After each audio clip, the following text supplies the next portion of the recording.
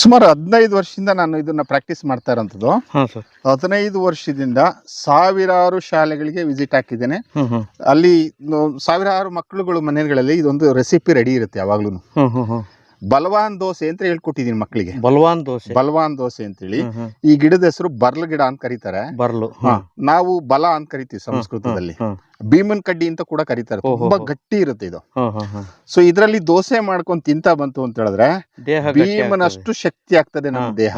ಹ್ಮ್, ಹ್ಮ್, ಅದಕ್ಕೆ ಬಲವಾನ್ ದೋಸೆ ಅಂತ ಹೆಸರಿಟ್ಟಿದ್ದೀನಿ. ಹ್ಮ್, ಹ್ಮ್, ತುಂಬಾ ಶಾಲೆ ಮಕ್ಕಳು ಸರ್ ನಾನು ಇವತ್ತು ನಮ್ಮ ಮನೆಯಲ್ಲಿ ಬಲವಾನ್ ದೋಸೆ ಮಾಡಿಸಿದ್ದೆ ಅಂತ ಹೇಳ್ತಾರೆ. ಹ್ಮ್, ನನ್ಗೆ ಹ್ಮ್. ತುಂಬಾ ಖುಷಿ ಆಗುತ್ತೆ. ಅಂದ್ರೆ ಇದ್ರ ಎಲೆಗಳನ್ನ ಯೂಸ್ ಆ ಮಾಡ್ಬೇಕು. ಎಲೆಗಳಿದೆಯಲ್ಲ, ಹ್ಮ್. ಸೊ ಈ ಎಲೆಗಳನ್ನ ತಗೊಂಡು ಮಿಕ್ಸಿಗೆ ಹಾಕಿದ್ರೆ ಆಯ್ತು. ಹ್ಮ್ ಹ್ಮ್ ಉದ್ದಿನ ಬೇಳೆ ಬೇಕಿಲ್ಲ, ಅವಸರ ಇಲ್ಲ. ಅವಸರ ಇಲ್ಲ.